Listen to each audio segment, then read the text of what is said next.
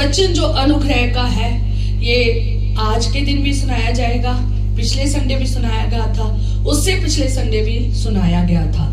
उससे जो पहला हमने अनुग्रह का वचन सुनाया था, वहां पर बताया गया था कि सामान्य अनुग्रह क्या होता है, जो खुदा ने सारी धरती के ऊपर खाने पीने, इज्जत, दौलत, शोहरत, बिजनेस, सब कुछ दिया है। ये खुदा ने धर्मी, अधर्मी और भले और बुरे ये दोनों को दिया है, क्योंकि हमें खुदा ने सबको ये आशीष दी है। जैसे सूर्य सबके ऊपर उदय होता है, बारिश सबके लिए होती है, सबके लिए खाने पीने की वस्तुएं, धन दौलत, शोहरत खुदा ने सबको दी है। ये एक सामान्य अनुग्रह है जो खुदा ने सबके ऊपर किया है। पर एक वो अनुग्रह है जो उद्धार का अनुग्रह है, वो खुदा ने हर एक के ऊपर नहीं किया है। वो खुदा ने उन लोगों के ऊपर किया है जिन्होंने उसके ऊपर विश्वास किया है, उसके वचन के ऊपर विश्वास किया है, उसके वचन के अनुसार चले हैं। वो अनुग्रह सिर्फ विश्वासियों के लिए है। एक संसारिक अनुग्रह है जो खुदावंद सबको देता है और हम उसको पाते हैं और दिन भर की जरूरतों को क्या करते हैं, पूरा करते हैं। वो अनुग्रह तो सबके लिए है। जो धरती पर आ गया है, खाने के बिना तो रह नहीं सकता, पानी के बिना रह नहीं सकता, सूरज के बिना रह नहीं सकता, उसे रोशनी चाहिए, है ना। इन सब चीजों के बिना वो नहीं रह सकता। ये सब खुदा ने सबके लिए किया। पर जो अनुग्रह हम पर हुआ ना, जो विश्वासी लोग हैं, वो हर एक के ऊपर नहीं हुआ। चाहे आप अपने आसपास की दुनिया को घेर के देख लो, है ना, देख लो, घुमा के अपनी आंखें देख लो, अपने रिश्तेदारों को देख लो, अपने उन लोगों को देख लो जो आपके दोस्त, यार, सहेलियां हैं, है ना, जो आपके साथ काम करते हैं, जो आपके आसपास रहते हैं। घुमा के नजरें देखो, ये जो विश्वासियों के ऊपर उद्धार का अनुग्रह हुआ ना, ये कि हर किसी के ऊपर नहीं हुआ। हम बहुत सौभाग्यवान हैं कि ये अनुग्रह हम पर हुआ है। हम इस योग्य नहीं थे कि हम उस परमेश्वर को चुन सके जो क्या है, जीवित है। हम योग्य हैं? हमें इतनी अकल है कि हम खुदा को चुन सके? नहीं, ना हम इतनी पावरफुल है, ना हमें शक्ति है, ना हमें इतना दिमाग है, बुद्धि है कि हम उस परमेश्वर को चुन सके। उसने हमें चुना है। क्या कहता है उसका वचन? मैंने तुझे चुना है, तूने मुझे नहीं चुना, बल्कि मैंने तुझे क्या किया है, चुना है। कितनी बड़ा सौभाग्य आपको मिला है कि उसने आपको चुना है, और इस सौभाग्य को खोने ना दे। ठीक है, ये पहला वचन हमने पिछली बार पढ़ा था, और जो पिछली बार पढ़ा था कि यीशु मसीह के रूप पर हमें अनुग्रह के ऊपर अनुग्रह हुआ है। ये अगर आप पूरा डिटेल में समझना चाहते हो तो आपको ये जो वीडियो है ना, YouTube पर और Facebook पर मिल जाएगी, आप सुन सकते हैं। अनुग्रह के ऊपर अनुग्रह कैसे हमारे यीशु मसीह के द्वारा हम पर हुआ है। पुराने नियम में कैसे होता था वो मैंने बताया था, और नए नियम में अनुग्रह के ऊपर अनुग्रह हमारे ऊपर कैसे दिन ब दिन उड़ता जा रहा है। सामान्य भी बरकत से भरपूर है और रूहानी बरकतों से भी, आत्मिक अनुग्रह से भी कैसे भरपूर है। ये हमें कहां से मिला है? यीशु मसीह के द्वारा।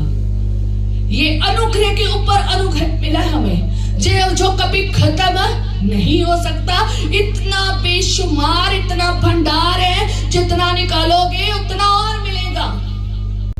और मैंने एग्जाम्पल भी दी थी, और जाके उसको जरूर पढ़ना, यीशु मसीह में कैसे हमें अनुग्रह के ऊपर अनुग्रह मिलता है, जो हर एक के ऊपर नहीं है। जो विश्वास करता है, जो विश्वासी है, जो मसीही में है, जो उस पर विश्वास करता है, यीशु पर विश्वास करता है, उसके पर है। हालेलुया, उसी पर उतरता है।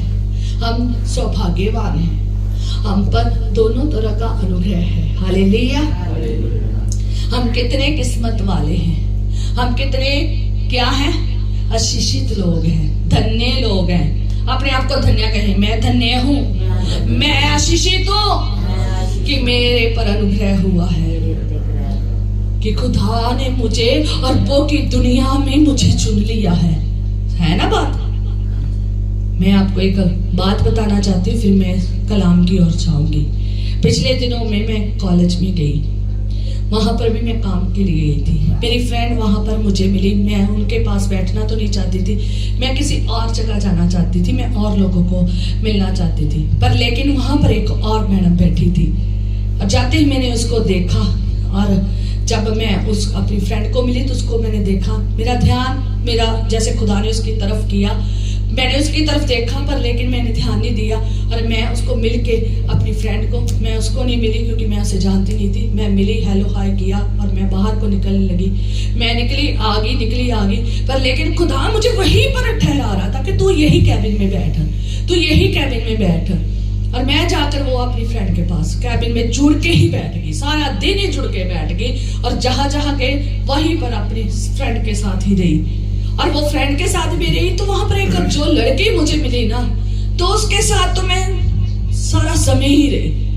मुझे नहीं पता खुदावन मुझे वहां क्यों लेकर गया, क्योंकि मैं खुदा से प्रार्थना भी कर रही थी कि मुझे मैं तेरे लोगों के लिए संदेश लेकर जाऊं जो तुझसे दूर हो गए हैं, जो मसीह में नहीं चल रहे हैं और नहीं है, उनके लिए मैं प्रार्थना भी कर रही थी। अचानक मुझे खुदावंद उस जगह में ले गया और हम साथ में रहे, बातें करते रहे, खुदा की बातें करते रहे। हम जब खाना खाने गए, हमारे लिए कॉलेज ने स्पेशल खाना तैयार किया था और सब अपना खाना लेकर आए थे, और मैं और वो थे कि जिनको स्पेशल वहां पर लेकर गए कैंटीन में, और वहां पर हमारे लिए खाना तैयार किया।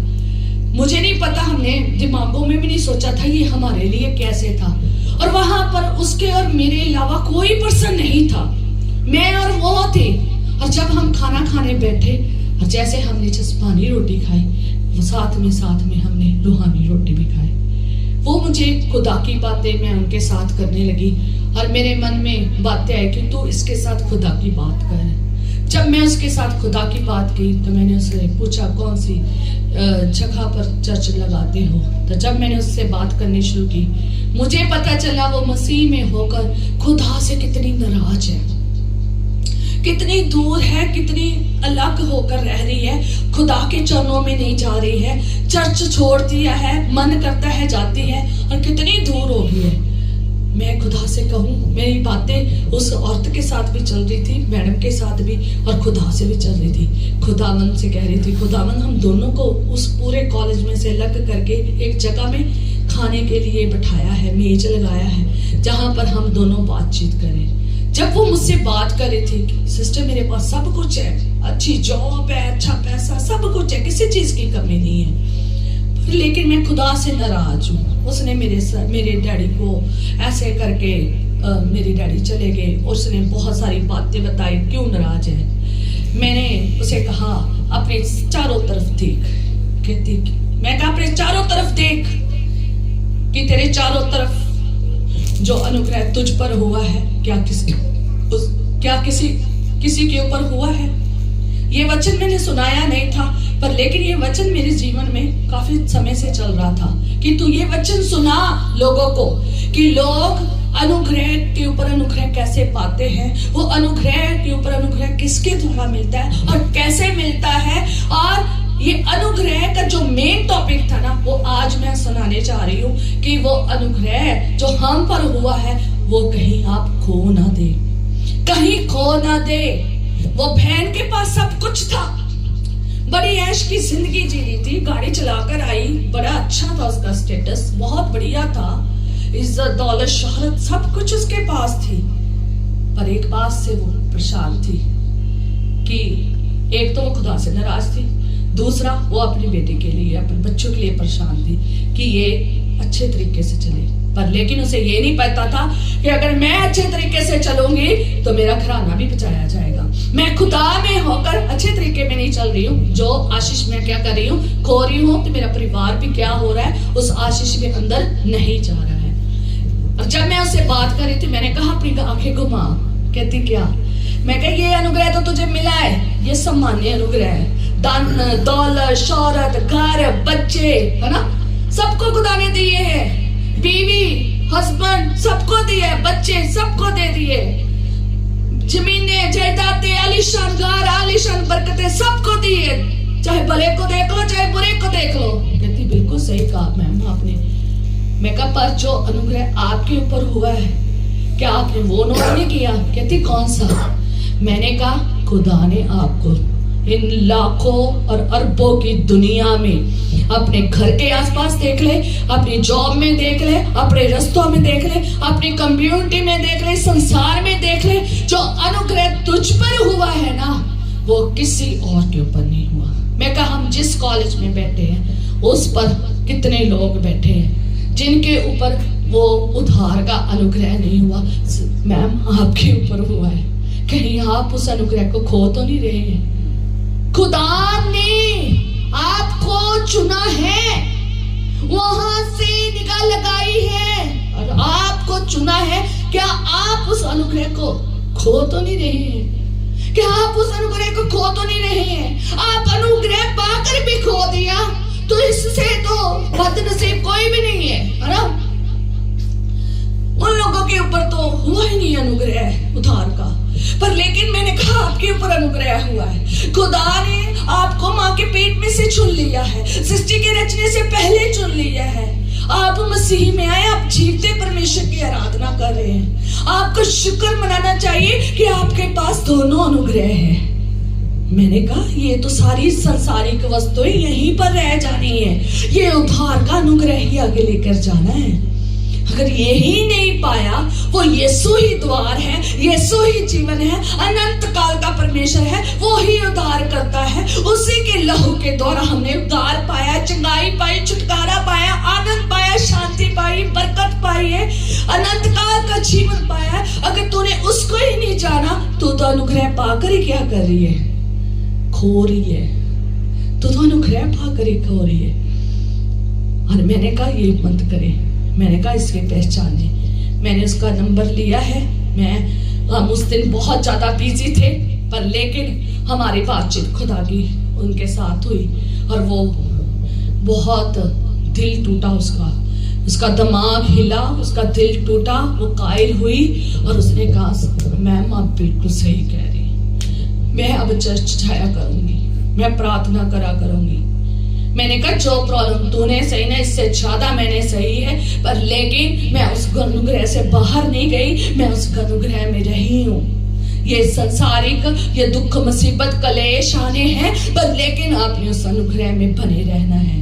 आज का वचन भी आपके लिए यही है कि उसका अनुग्रह जो तुझ पर हुआ है उससे व्यर्थ ना जाने दे। हालेलुया।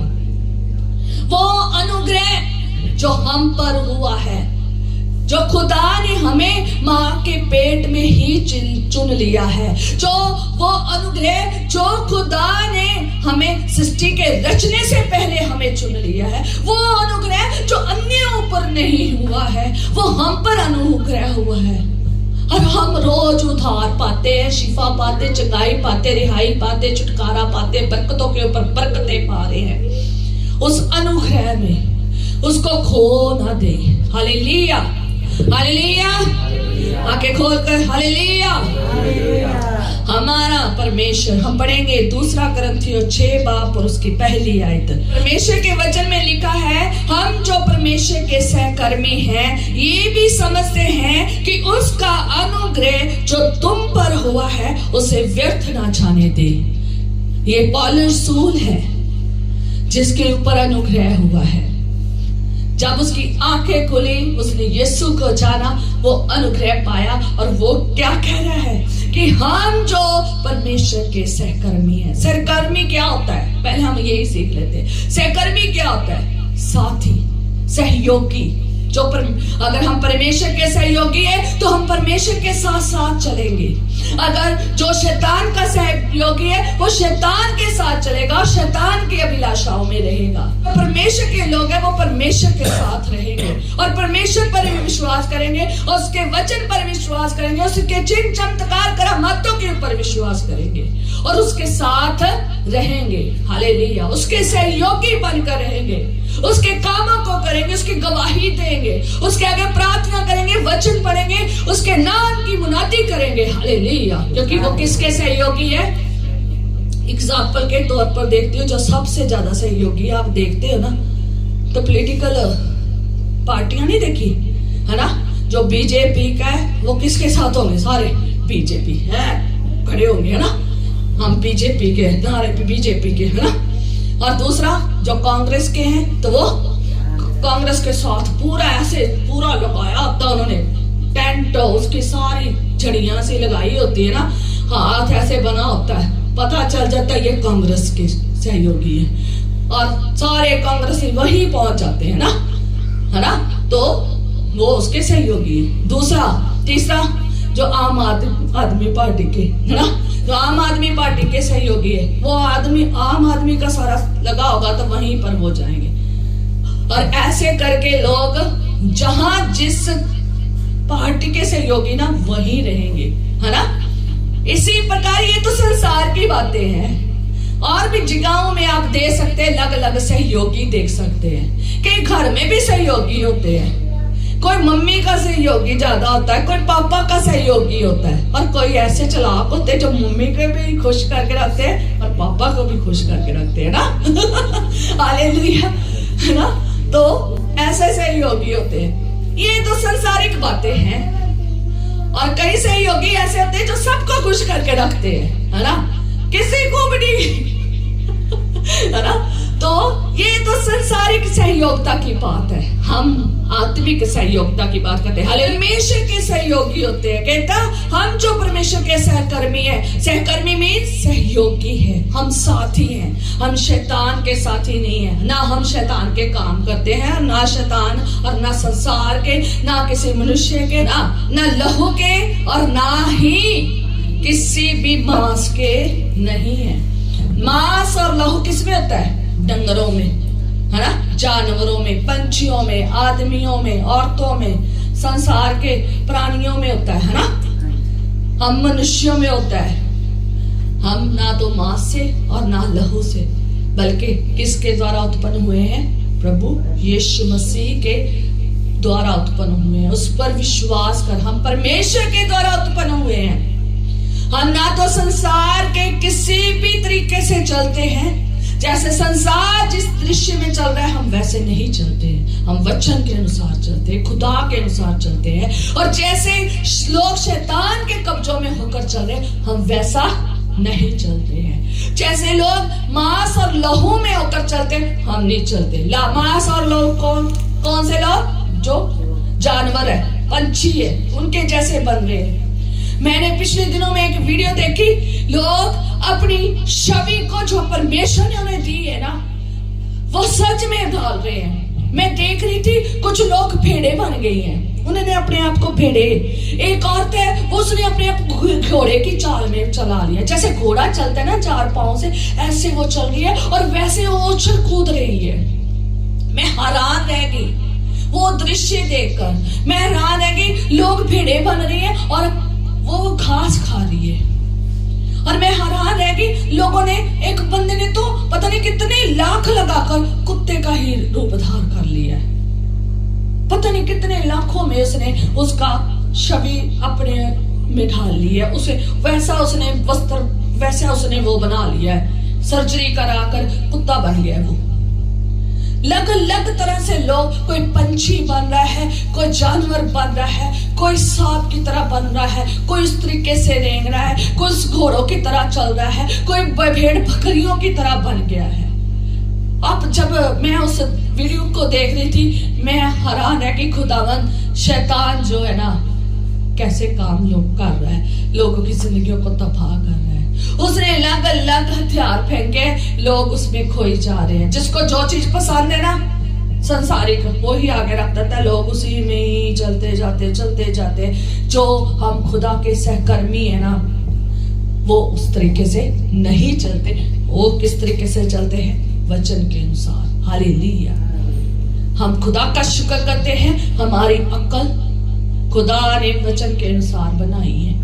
हमें वहां से हमें सिखा रहा है, हमें वचन यहाँ से मिल रही है, खुदा की ओर से मिल रही है। हमें ना मांस और लहू की तरह नहीं, जो इंसान जैसे इंसान चलाना चाहते हम वैसे नहीं चल रहे। जैसे भेड़ बकरियां डंगर चल रहे हैं, जानवरों की तरह हम नहीं बन रहे हैं। ना अकल हमारी, कहता ना हो कोड़िया खचरा मांगर तू कुछ भी नहीं है समझ होना नु। आज लोगों की बुद्धि भ्रष्ट हो गई है। एक तो रूप भी धार लिया, एक उनकी अकल ही डंगरों जैसी हो गई है कि वो समझते हुए भी समझ नहीं रहे हैं, देखते हुए भी देख नहीं पा रहे हैं, क्योंकि उन्होंने अपना अनुग्रह क्या कर दिया है, खत्म किया है। आज बहुत सारे मसीह लोग मसीह में आकर खुदा के सहयोगी नहीं है, उसके अंदर में नहीं रह रहे, उसके साथ नहीं चल रहे हैं, उसके सहयोगी नहीं बन रहे, उसके काम को नहीं कर रहे और अपने ही कामों में बिजी है। और उन लोगों का जो क्या है, व्यर्थ हो रहा है अनुग्रह। खुदा ने उनसे अपने पास बुलाया पर वो अनुग्रह पाकर भी क्या कर दिया, उन्होंने व्यर्थ कर दिया है। पर जो परमेश्वर के सहयोगी है, सहकर्मी है, वो परमेश्वर की बाट को जोते हैं, वो परमेश्वर के साथ संगति करते हैं, परमेश्वर के अंडर में काम करते हैं, परमेश्वर के साथ रहते हैं, उसकी यस में यस करते हैं। जो उसकी आज्ञा है, जो उसके वचन है, वो वही करते हैं। वो खुदा की संगति में रहते हैं, वो खुदा के राज्य के लिए काम करते हैं। आप ही नहीं बचते, औरों को भी बचाते हैं, गवाह बनते हैं, दुनिया के कोने तक के गवाह बनते हैं। हालेलुया। ये है सहयोगी का काम, जो परमेश्वर के लिए काम करता है। और खुदा ने हम सब के ऊपर फजल किया है, इस फजल को व्यर्थ होने ना दें और उसके सहकर्मी बन के बैठे। हालेलुया। परमेश्वर जो खुद अपने सहकर्मी को ढूंढता है, क्या करता है, अपने सहकर्मी को खुद ढूंढता है। हम सहकर्मी उसे नहीं ढूंढते हैं, बल्कि वो जो सहकर्मियों को, साथियों को ढूंढने वाला परमेश्वर है, वो अपने लिए बुलाता है ताकि हम उसकी क्या करें, आराधना करें। हालेलुया। खुदावन ने हमें चुना है। हम पुराने नियम से देखते आ रहे हैं, खुदा ने अलग अलग तरीकों से अपने सेवकों को, अपने भविष्यवक्तों को, अपने लोगों को चुना है, अपनी कौम को चुना है। किसके लिए? सहयोगी होने के लिए, अपने काम के लिए चुना है, ताकि हम उसके लिए बलिदान हो जाए। हमारा रूह, जिस्म, जान, हमारा तन, मन, तन, सब कुछ उसके लिए क्या हो, कुर्बान हो। हम, हमारे परिवार, हमारे बच्चे, हमारा घर की वस्तु, हर चीज खुदा के लिए इस्तेमाल हो। हालेलुया। सबके ऊपर खुदावंद चाहता है आप उस तरीके से खुदा में चले। हालेलुया। खुदा ने चुना है। पुराने नियम में देखोगे, खुदा ने अलग अलग कामों के लिए अपने लोगों को क्या किया है, चुना है। खुदा ने नियम में भी अपने लोगों को चुना है ताकि वो उसके सहकर्मी बनकर उसके काम को करे, उसके राज्य को बिल्ड करे। हालेलुया। और हमें खुदा ने इस काम के लिए चुना है कि हम उसके लिए इस्तेमाल किए जाएं। जो बिगड़ चुके हैं, जो गलत रास्तों में जा चुके हैं, खुदा भी उनके साथ नहीं चलता है। हमने बिगड़ना नहीं है, हमें सही रास्ते में रहना है। हम गिर भी जाए वो हमें उठा देगा, हम कमजोर भी पड़ जाए वो हमें फल बख्शेगा, हम विश्वास में कमजोर बन जाए तो वो जोर बख्शेगा। क्योंकि परिस्थितियां आती हैं, बुरी अच्छी सब आती हैं। अगर आपको आनंदित जीवन मिला है, उस आनंद को किस में गुजारे, परमेश्वर में। क्योंकि हम किसके सहयोगी है, परमेश्वर के। हम उसके सहकर्मी हैं, हम उसकी संतान हैं, इसलिए हमने वैसा बनना है। हालेलुया। परमेश्वर का वचन 1 कुरिन्थियों उसका 3 बाब में लिखा है, क्योंकि हम परमेश्वर के सहकर्मी हैं, तुम परमेश्वर की खेती और परमेश्वर की रचना है। अगर मैं ऑनलाइन बाइबल में पढ़ूं, जो मेरे मोबाइल में है, तो वहां रचना की जगह पर भवन लिखा है। इस बाइबल में रचना लिखा है, उसमें भवन लिखा है। हालेलुया। हम परमेश्वर की रचना भी है, हम परमेश्वर के भवन भी है। हालेलुया। जो उसके सहकर्मी है, उसका भवन ये है। हालेलुया। जिसमें वो वास करता है। कहता मेरा रूह तुम में क्या करता है, वास करता है। क्या तुम नहीं जानते तुम क्या हो, मंदिर हो किसके, पवित्र आत्मा के। वो वास करता है। हालेलुया। हम उसके मंदिर हैं, हम उसके सहयोगी है, वो हमारे साथ, उसका साथ है, मेल मिलाप है जो यीशु के द्वारा हुआ है। हालेलुया। हम उसकी खेती है, जो हमें वो बीज बीजता है वो अच्छा ही फल लाता है। हालेलुया। हम वो खेती है जो अच्छा बीज देती है, बुरा बीज तो शैतान देता है। हम में अच्छे फल नजर आते हैं, आते ना। पाखरू के फल पता है, पता है बच्चों, पता है पाखरू के फल पता है, ऐसे बोलो, पता है ना। वो फल नजर आते हैं, रूहानी फल, रूखे फल नजर आते हैं। हालेलुया। हाँ, वो हमारा पिता है, हम उसके लोग हैं, हम उसके सहयोगी हैं, सहकर्मी हैं, हम उसकी खेती है, हम उसकी रचना है, हम उसके भवन है। वो हमारा खुदा है। हालेलुया। वो हमारा पिता है, हम उसकी संतान है, हम उसकी संतान है। वो हमारा राजा है, हम उसकी प्रजा है। Hallelujah, hallelujah. वो हमारा जीवित परमेश्वर है, हम उसके दास हैं। किस लिए? उसके राज्य को बिल्ड करने के लिए, उसकी गवाही देने के लिए। मैं इतना जरूर जानती हूँ, खुदा ने हजारों हजार चिन्ह चमत्कार करामात आपके जीवन में किए हैं और हजारों गवाहियां खड़ी किए ना। वो गवाहियां देनी चाहिए। हालेलुया। ये मुंह बातों के लिए नहीं रुकता ना, तो गवाहियों के लिए भी नहीं रुकना चाहिए, महिमा के लिए भी नहीं रुकना चाहिए। हालेलुया। इसलिए वो हमारा पिता है, हम उसकी संतान है, वो हमारा जीवित परमेश्वर है, हम उसके दास है, वो हमारा राजा है, हम उसकी प्रजा है, वो हमारा दूल्हा है, हम उसकी दुल्हन है, वो हमारा चरवाहा है, हम उसकी भेड़े हैं, वो हमारा किसान है, हम उसकी खेती है, वो हमारा सच्चा दाखिलता है, वो हमारी सच्ची दाखिलता है, हम उसकी ढालियां हैं। हालेलुया। हम उसकी ढालियां हैं, हम उसके राजदूत हैं, परमेश्वर का वचन कहता है। हम उसकी संतान है, खेती है, बच्चे हैं, उसके क्या है? भवन है। सब कुछ खुदा ने हमारे बीच में कर दिया है। हालेलुया। कितनी खुशी की बात है ये। फिर इतना बड़ा आशीष हमें मिली है खुदा में होकर, ये व्यर्थ जाना चाहिए? ये अनुग्रह व्यर्थ जाना चाहिए? ये अनुग्रह व्यर्थ नहीं जाना चाहिए। ये अनुग्रह के ऊपर अनुग्रह बढ़ता जाना चाहिए। हालेलुया। जितना आप समुद्र के गहरे में जाते हैं और तरह तरह की चीजें और गहराई को देखते हैं, चौड़ाई को देखते हैं, ऐसे ही आप खुदा में गहरे में यीशु में जाते रहे और उस अनुग्रह को देखते रहे। अद्भुत बातें, अद्भुत चमत्कार, अद्भुत कलाम होगा, अद्भुत जिंदगी होगी, अद्भुत गहरा मसा होगा। हालेलुया। उसने हमें अपने काम के लिए चुना है। हालेलुया। यशायाह नबी उसका 49 उसकी 1 आयत में लिखा है, उसने हमें गर्भ में ही बुलाया। मैं अब पढ़ूंगी नहीं, पर आप सारा वचन पढ़ लेना चाहकर। यशायाह नबी 49 उसका 1 वर्ष से लेकर सारा पढ़ना, आपको उसमें बहुत गहरी बातें मिलेगी। पर लेकिन समय बहुत ज्यादा कम है और पर मैं पढ़ूंगी। हालेलुया। क्योंकि मैं अगर वचन लेकर आई हूं तो मैं चाहती हूँ आप पूरा वचन लेकर जाए, आधा नहीं। हालेलुया। यशायाह नबी 49 में लिखा है कि गर्भ ही में से बुलाया है। किसमें? गर्भ में से, माँ के गर्भ में से ही उसने हमें क्या किया है? बुलाया है, बुलाया है। आ जाओ भाई। मोजेस, राजेश बजाज, खुदा ने ही बुलाया है। एरस, मैंने तुझे अपने काम के लिए चुना है। एरन, मैंने तुझे आपके काम के लिए चुना है। मोसेस, एल्विन, राजेश प्रसाद, मोनिका, लॉरेंस, मैंने तुझे अपने काम के लिए चुना है। और जो आए नहीं है ना, उनको भी खुदा ने अपने काम के लिए चुना है। और जब बाहर उधर बैठे ना, उनको भी खुदा ने अपने काम के लिए चुना है।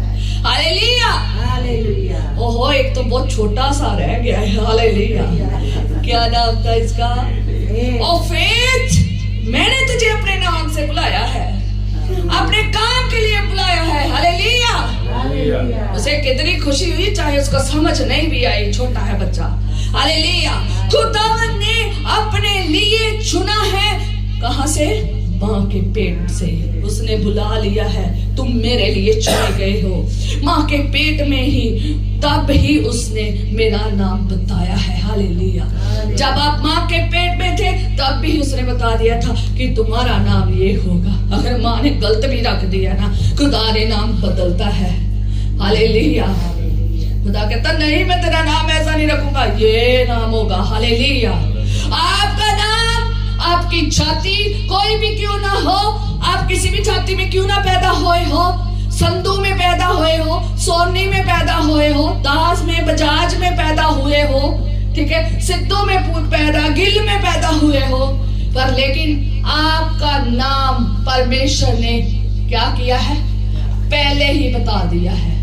आपको खुदा ने माँ के पेट में ही क्या कर लिया है, बुला लिया है। आप चाहे कई सालों के बाद आए हो, वो उसके समय की, जैसे जैसे आप कलाम को जाएंगे ना, आप समझ जाएंगे कैसे होगा। हालेलुया। आपका नाम चाहे कोई भी हो, पर खुदा ने आपको बुलाया है। हालेलुया। आप खुद नहीं खुदा के पास आए हैं। हमें इतनी ताकत, हमने इतनी अकल और इतनी बुद्धि नहीं है कि हम उसको बुला सके, बल्कि उसने हमें अपने लिए चुना है ताकि हम उसके सहकर्मी होकर उसके काम को करें, उसके राज्य को बिल्ड करें, उसकी गवाही दे, उसकी प्रस्तिश करें। हालेलुया। परमेश्वर ने अपनी मर्जी से चुना है। हालेलुया। परमेश्वर ने आपको चुना है, अपनी मर्जी से मसीही में लाया है। हालेलुया। गलाती उसका 1 उसकी 5 आयत में लिखा है, परंतु परमेश्वर की जिसने मेरी माता के गर्भ में ही से मुझे ठहराया है। मैं फिर पढ़ूंगी, परंतु परमेश्वर की जिसने मेरी माता के गर्भ ही से मुझे ठहराया है। क्या? माता के गर्भ में पहले क्या था? बुलाया। दूसरा क्या है? ठहरा दिया। तुम्हें पहले से ही ठहरा दिया है कि तुम इस काम के लिए चुने गए हो। एरेस, तूने मेरे लिए खाना है, तूने मेरे लिए प्रस्तिश करनी है। एरन, तूने मेरे लिए काम करना है, तेरा काम और कोई नहीं है। मोसेस, तूने मेरे लिए काम करना है, तू भाग जहां मर्जी भाग रहा है, तू मेरा काम के लिए बना है। एल्विन, तू मेरे काम के लिए बना है, तुझे मैंने प्रस्तिश के लिए ढूंढा है। जो मर्जी कर ले, तुझे मैंने इस काम के लिए चुना है। फेथ, तुझे मैंने अपने काम के लिए चुना है, खुदावन कहता है। हाँ जी, और सब बहन भाइयों, खुदावन ने आपको आवाज देकर बुलाया है और अपने काम के लिए ठहराया है। हालेलुया। और कहता आगे लिखा है, और अपने अनुग्रह से बुलाया है। किससे? अनुग्रह से। अनुग्रह हुआ है, अनुग्रह किया, उसने हमारे नाम बता दिया, और अनुग्रह हुआ, उसने हमें बुला लिया, अपने काम के लिए ठहरा दिया। हालेलुया। और जब इच्छा हुई कि मैं अन्य जातियों में उसका सुसमाचार सुनाऊं, तो ना मैं मांस और ना लहू से सलाह ली। पौलुस कहता है, ना तो मैंने मांस की सलाह ली, ठीक है, मांस की सलाह नहीं ली, रूहानी तौर पर मैंने खुदा के अनुग्रह से किया है, और ना मांस से ना लहू से, किसी से भी नहीं, बल्कि सीधा खुदा से एनकाउंटर हुआ है। खुदा ने चुना है उसे, खुदा ने ठहराया है, खुदा ने बुलाया है अपने काम के लिए। हालेलुया। शॉल फिर शॉल नहीं रहा, शॉल पौलुस बन गया। हालेलुया।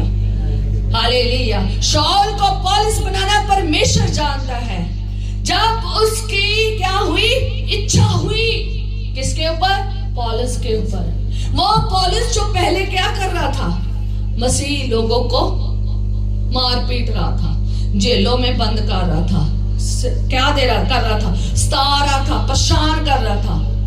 वो बात कर रहा है कि जब उसकी इच्छा हुई तो मैं उसके काम के लिए, कौन से काम के लिए? अन्य जातियों में उसका प्रचार सुनाऊं। हालेलुया। हमें खुदा ने चुना है, हर एक को जो चुना है ना, इनको सब काम दिए हैं। आप पहचाने आपको कौन सा काम दिया है, किस काम के लिए बुलाए गए हैं। खुदा की कॉलिंग आपके लिए हुई है। आप ऐसे ही नहीं मसीह बन गए, आप ऐसे ही नहीं खुदा में चलने लग गए। हजारों लोग अन्य जातियों में से उठकर ऐसे नहीं आ रहे, ऐसे नहीं खड़े हो गए, ऐसे नहीं प्रेरित बन गए, ऐसे नहीं प्रचारक बन गए। क्यों? क्योंकि अनुग्रह हुआ है।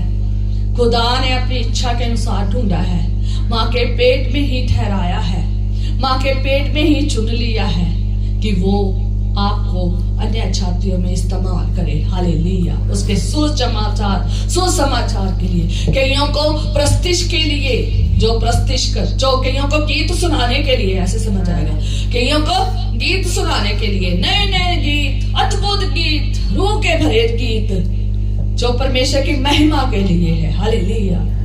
कईयों को बचाने के लिए, कईयों को बर्तन मांजने के लिए, लिए, खुदा के घर में बर्तन बहुत होते हैं वो सफाई करने के लिए। हालेलुया। खुदावन ऐसे ही करता है। हमने एक अनुग्रह नहीं मिला, हमें अनुग्रह के ऊपर अनुग्रह मिला है। वरदानों के द्वारा खुदावंद भिन्न भिन्न वरदान दिए हैं अपने लोगों को, अपनी इच्छा के अनुसार अलग अलग वरदान दिए हैं और लोग अलग अलग वरदानों के साथ इस्तेमाल किए जा रहे हैं।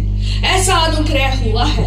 हमारी कॉलिंग खुदा की तरफ से है, हमारा बुलावा खुदा की तरफ से, हम खुदा की तरफ से ठहराए गए हैं। हालेलुया। यिर्मयाह 1 उसके 5 में लिखा है, गर्भ से रचने से पहले ही मैंने तुझ पर चित्त लगाया है। अब क्या लगाया है? क्या उसी बात हो रही है? चित्त लगाने की। पहले बुलाया था, दूसरा ठहराया था, तीसरा चित्त लगाया है। देखा, अलग अलग तरीके से खुदावंद अलग अलग लोगों से बात कर रहा है। ये यशाया में है, अब मैं यिर्मयाह पर पढ़ रही हूँ, पीछे मैं गलातियों में पढ़ रही थी। गलातियों 1 और 5 में पौलुस रसूल कह रहा है कि उसने मुझे ठहराया है अन्य जाति के ऊपर क्या करने के लिए? सुसमाचार सुनाने के लिए। हाँ, यिर्मयाह को जब बुलाहट हुई तब परमेश्वर ने उसे चुना। और क्या लिखा है यिर्मयाह 1:5? जब आप ध्यान से देखोगे ना, पौलुस का भी जब बात कर रहे हैं ना इस अनुग्रह की, वो भी 1:5 है और ये भी यिर्मयाह भी 1:5 ही है। दोनों सेम 1:5 है। हालेलुया। और खुदावन कैसे चुनता है? कहता गर्भ से ही मैंने क्या किया है? तुम पर चित्त लगाया पहले से। कहता पहले ही मैंने तुझ पर चित्त लगा दिया। गर्भ में रचने से पहले ही खुदा ने आपके ऊपर चित्त लगाया। अभी आप रचे नहीं गए थे, अभी तो आपने माँ के पेट में जाना था, अभी तो आपने रचना था, आपकी रचना होनी थी, पर उससे पहले ही खुदा ने चित्त लगाया है कि ये जो मैं पैदा करने जा रहा ना, ये मेरे काम के लिए होगा। गर्भ में आने से पहले ही उसने आपके लिए चित्त लगा लिया था। कितनी बड़ी बात है। हम पैदा भी ना हुए हो तो उसने हमारे ऊपर क्या लगा दिया? चित्त लगा दिया। हालेलुया।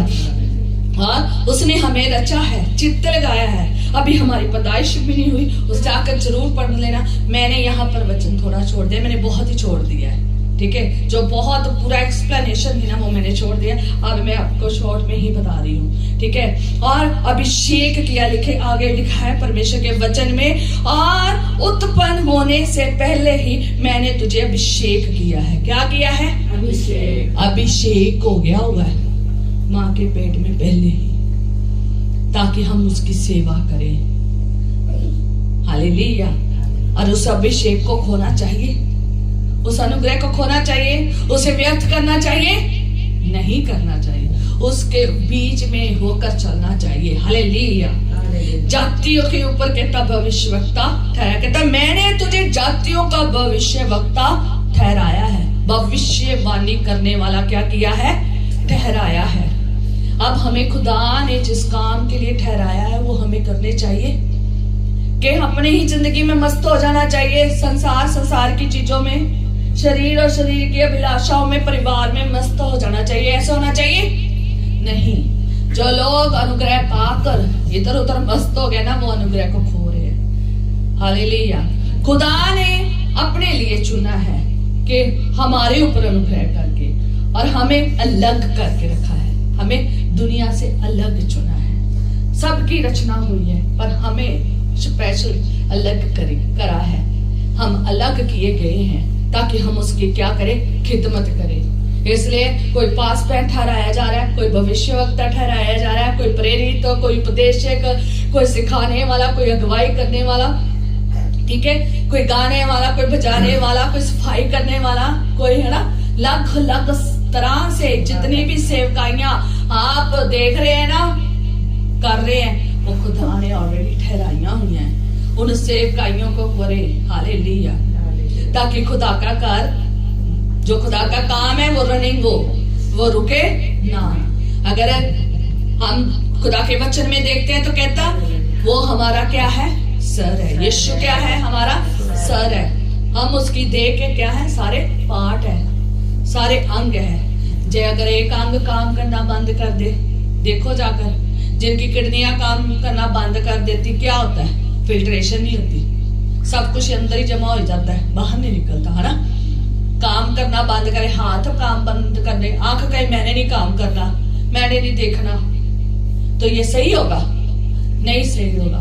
जो अगर शरीर है तो शरीर के सारे अंग काम करेंगे तो शरीर क्या होगा? सब कुछ कर पाएगा, है ना? सब कुछ बढ़िया होगा, कोई प्रॉब्लम नहीं होगी। हम परमेश्वर के, जो यीशु मसीह हमारा परमेश्वर, उसके क्या है? हम देह के अंग हैं।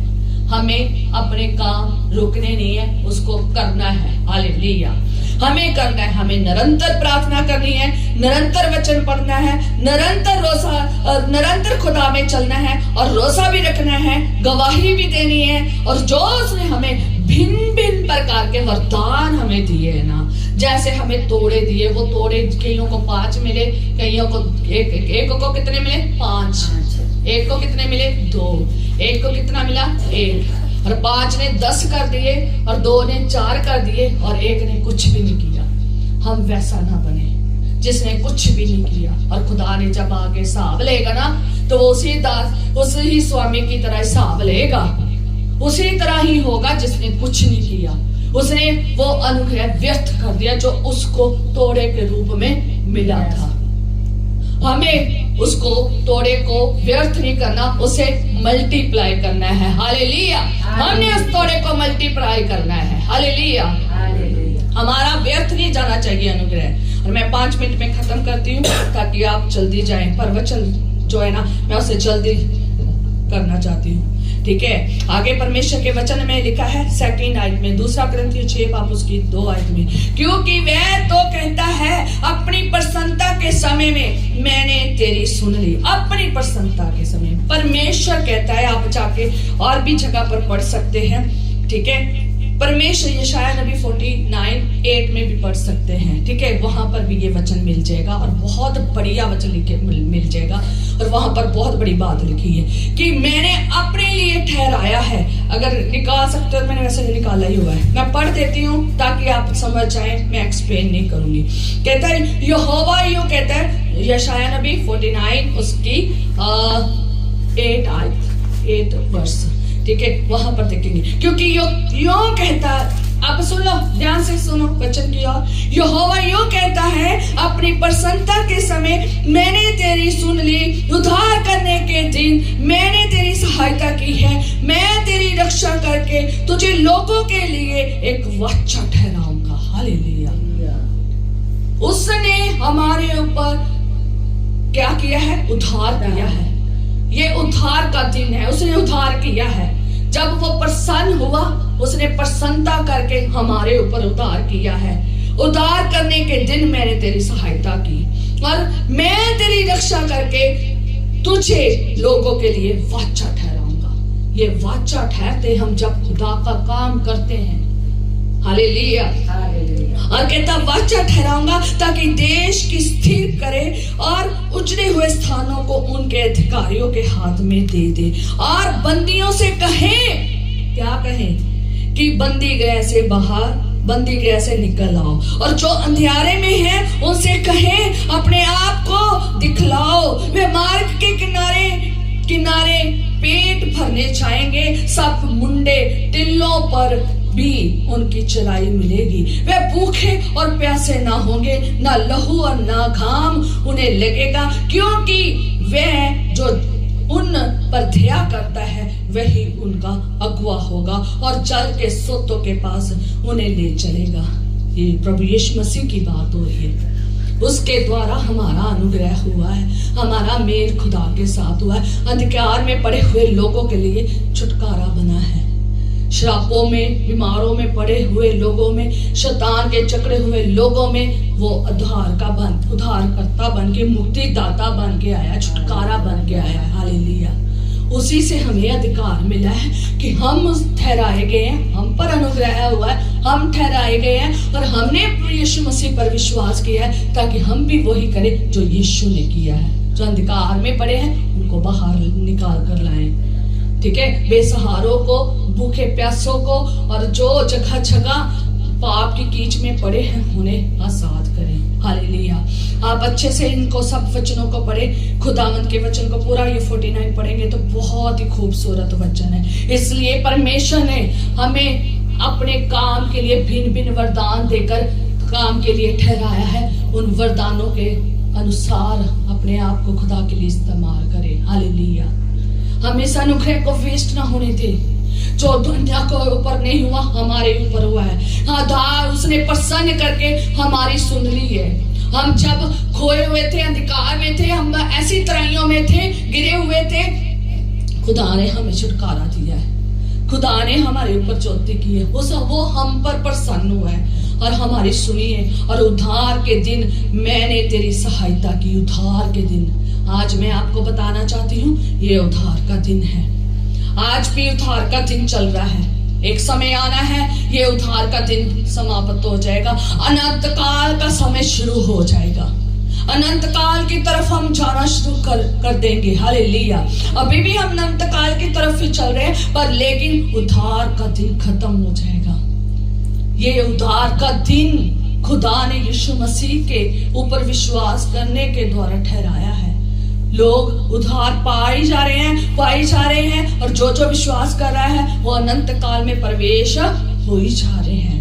याद रखें, खुदा ने ये जो हमें उद्धार दिया है ना, ये जो जिंदगी, ये अनंत काल का जीवन दिया है ना, जो अपनी संतान बनाई है, अपने राज्य के लिए हमें चुना है, अपनी सेवकाई के लिए चुना है, अपने काम के लिए चुना है, उसे व्यर्थ ना जाने दें, उसे करें, क्योंकि अभी हमारे पास वक्त है। इसके बाद ये वक्त खत्म हो जाएगा।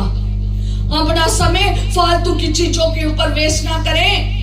अपना समय संसार में, शरीर के अभिलाषा, आंखों के अभिलाषा में वेस्ट ना करें, बल्कि इस अनुग्रह को पहचाने कि मैं कैसे अद्भुत रीति से खुदा ने मुझे रचा है, बुलाया है, ठहराया है और हमारे ऊपर चित्त लगाया है और अपने काम के लिए बुलाया है। और मैं उस काम को कर रहा हूं या नहीं कर रहा हूं। अगर नहीं कर रहे हैं तो उसके ऊपर अपना ध्यान लगाएं। आज वचन आपके लिए है, ध्यान लगाएं। उन सब चीजों को छोड़ दें जो अनुग्रह को वेस्ट कर रही है और सीधा परमेश्वर के पास पहुंचे। हालेलुया।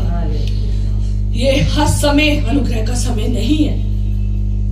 अभी समय खुला हुआ है। ये द्वार अभी क्या हुआ है? खुला हुआ है और लोग धड़ाधड़ इस अनुग्रह के बीच में आ रहे हैं। ये अभी द्वार खुला हुआ है। लोग अनुग्रह के ऊपर अनुग्रह पा रहे हैं। ये अनुग्रह के दिन चल रहे हैं, अनुग्रह का समय चल रहा है। लोग दगड़ अनुग्रह में प्रवेश हो रहे हैं और पा रहे हैं। मैं उन लोगों के लिए बात करना चाहती हूँ जो खो रहे हैं, जो पीछे मुड़ रहे हैं, जो फंसे हुए हैं अपने कामों में, अपनी जिंदगी में, अपनी पारिवारिक जिंदगी में, अपनी संसारिक जिंदगी में, अपनी रूहानी जिंदगी में नहीं बढ़ रहे हैं।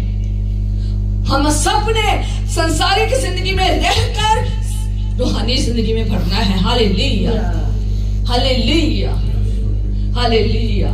और हमने ये समय जो दरवाजा हमारे लिए उद्धार का खुला है ना, बंद होने से पहले हमें पूरा अनंत काल में प्रवेश होना है। देखा ना, गेम का एक प्रोसेस आता है, द्वार बंद होने वाला होता है और उससे पहले वो कैसे घसीट के निकल जाता है ना। कोई खुले में निकल जाता है, कोई घसीट के निकल जाता है, कोई ऐसे ही नीचे घिसक के है ना निकल जाता है। और पर लेकिन वो उसको क्या कर लेता है? पार कर लेता है। और गेम में तो बहुत खेल लिए। ये जो हमारी थोड़ लगी आत्मिक रीति की, इसको भी जरा जीत लो। संसारिक थोड़ में तो बहुत आगे दौड़ रहे हैं। संसारिक वस्तुओं की थोड़ में, संसारिक चीजों की, खुशियों की, खाने की, पीने की, सोने की, सुस्ती की, हर चीज में हम बहुत अव्वल दर्जे पे ये संसार पहुंच गया है। आत्मिक रीति में भी तोड़ना बहुत जरूरी है। दरवाजा बंद होने वाला है। उद्धार का दरवाजा बंद होने वाला है। माफी बंद होने वाली है। ये फजल उद्धार का खत्म होने वाला है। एक नया फजल शुरू होने वाला है। कौन सा?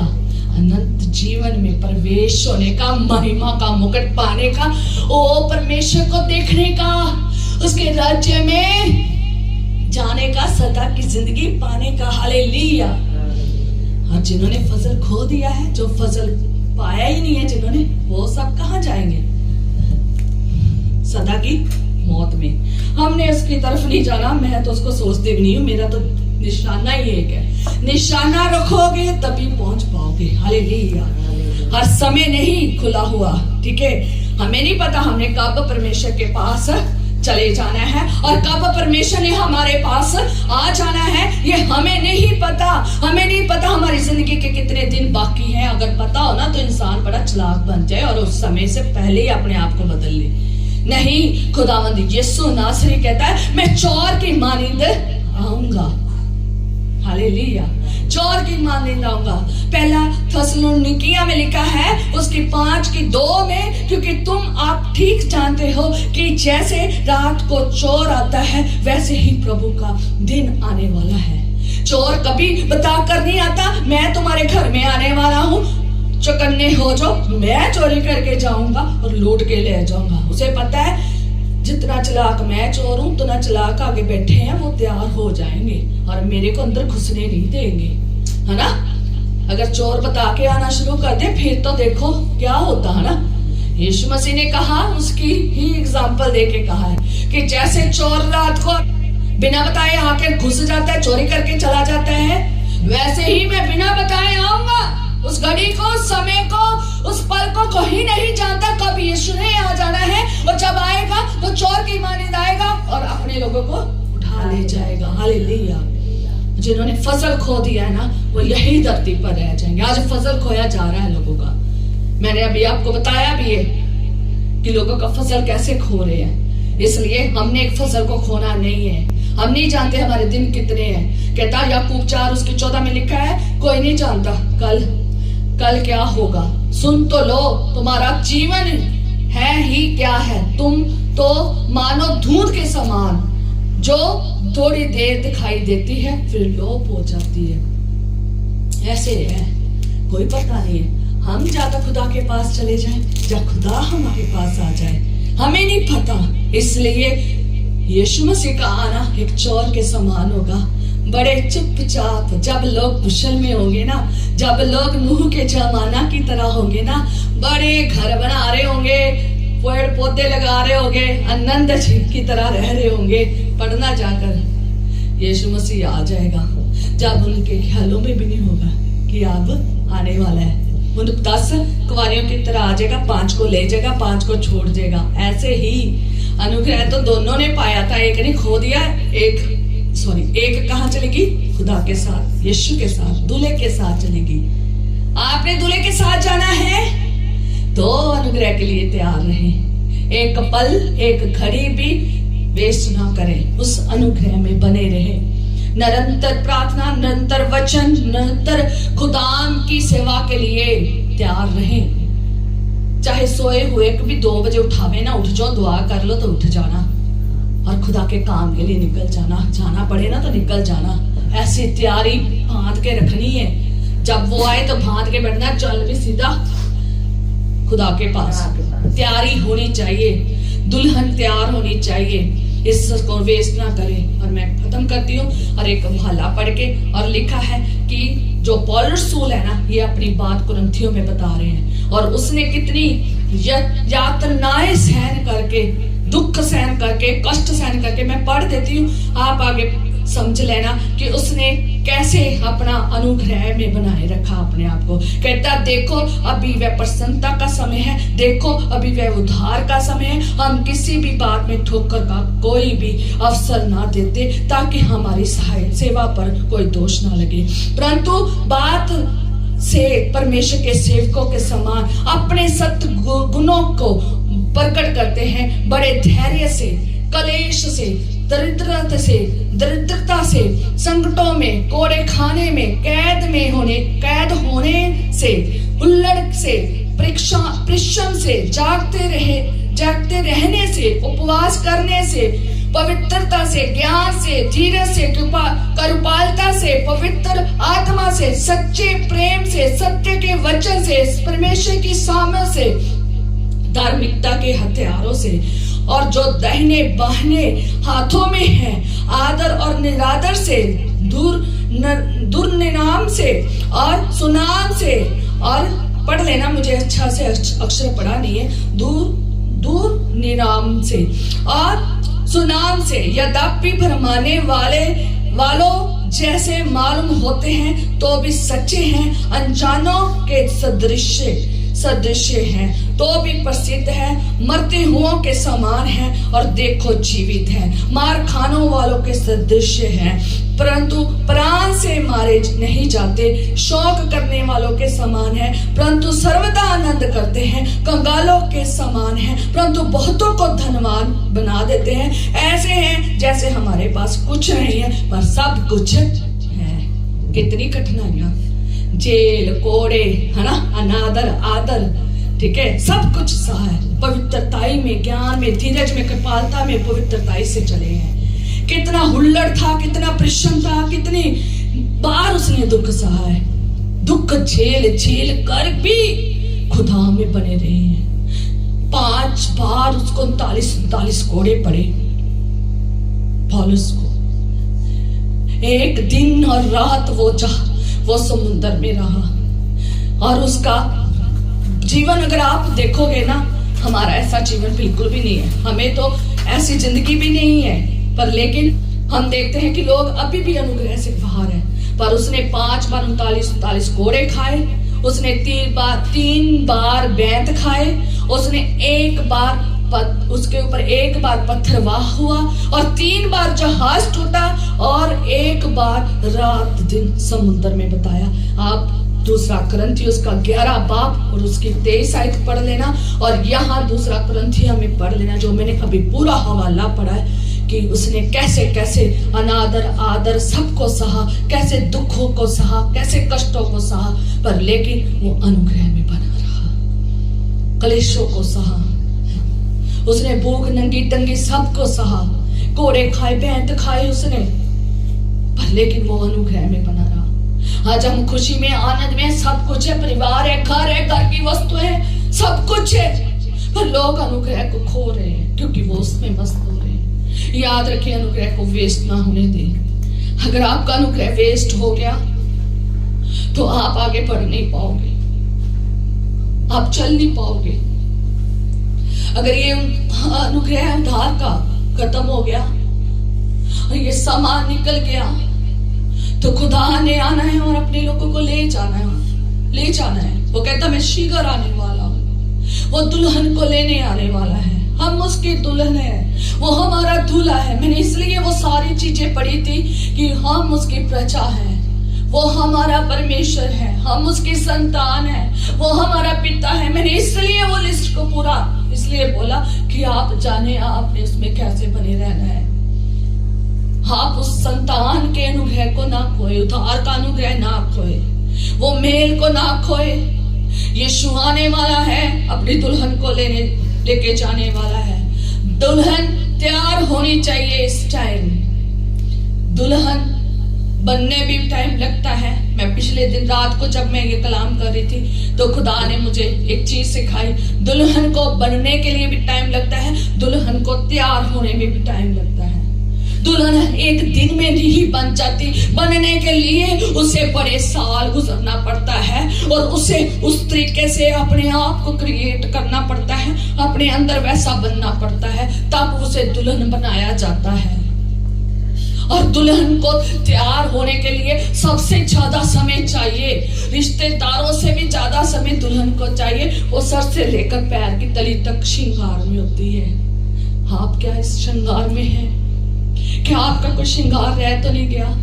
मैं पिछले दिनों में जो देख रही हूँ कि मैं बता रही थी अभी कि लोग तैयार हो रहे हैं, पूरा श्रृंगार कर रहे हैं, तैयारी कर रहे हैं, वो तैयारी कर रहे हैं क्योंकि समय नजदीक आ रहा, दुल्हन तैयार हो रही है, पा रही है, उन्होंने कपड़े श्रृंगार कर रहे हैं। कुछ लोगों का आधा श्रृंगार रह गया, कुछ लोग तैयार होके बाहर आ गए हैं।